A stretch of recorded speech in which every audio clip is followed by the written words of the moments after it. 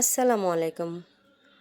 আজকে আপনাদেরকে আমি দেখাবো অতি সহজে কিভাবে কালা ভুনাটা আপনারা তৈরি করবেন খুব অল্প মশলা দিয়ে।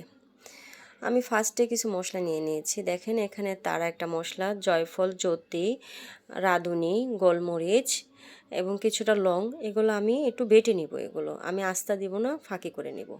সাথে আমি 2 কেজির মতো মাংস নিয়েছি। এখানে অল্প মাংস দেখা যাচ্ছে কিন্তু আমি মাংসটা 2 কেজি নিয়েছি। এখানে হলুদ, মরিচ, লবণ, আপনার লং এবং জিরা, গরম মশলা বাটা, এগুলো আমি সব নিয়ে নিয়েছি এবং পেঁয়াজ কিছু বেরেস্তা করছি।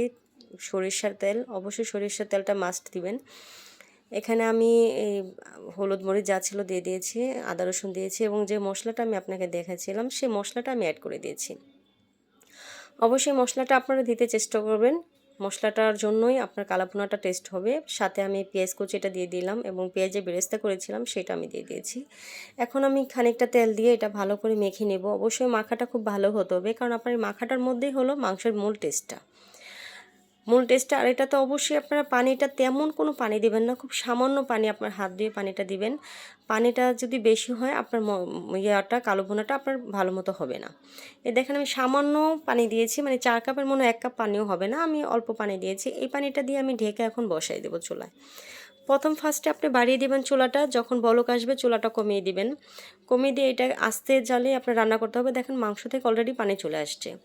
আপনার এই পানি দিয়েই আপনার রান্নাটা হয়ে যাবে। সাথে 2-4টা আপনার শুকনো মরিচ দিয়ে দিবেন, এটা খুব ভালো একটা ফ্লেভার আসবে। 2-4টা শুকনো মরিচটা দিয়ে আপনি ঢেকে দিবেন। এরকমভাবে আপনার 5 মিনিট পর পর আপনি এটা ঢাকনা খুলে খুলে একটু একটু করে নেড়ে দিবেন। অবশ্য করবেন। আর কিছু দেশি রসুন দিয়ে দিবেন। দেশি রসুনটা খেতে খুব ভালো হয়, ইন্ডিয়ান রসুনটা দিবেন না। দেশি রসুনটা দিয়ে ঢেকে দিবেন 10 মিনিটের জন্য। ওকে, আমরা 10 মিনিট পর আবার আসলাম। এখন আমরা বাগারে চলে যাব।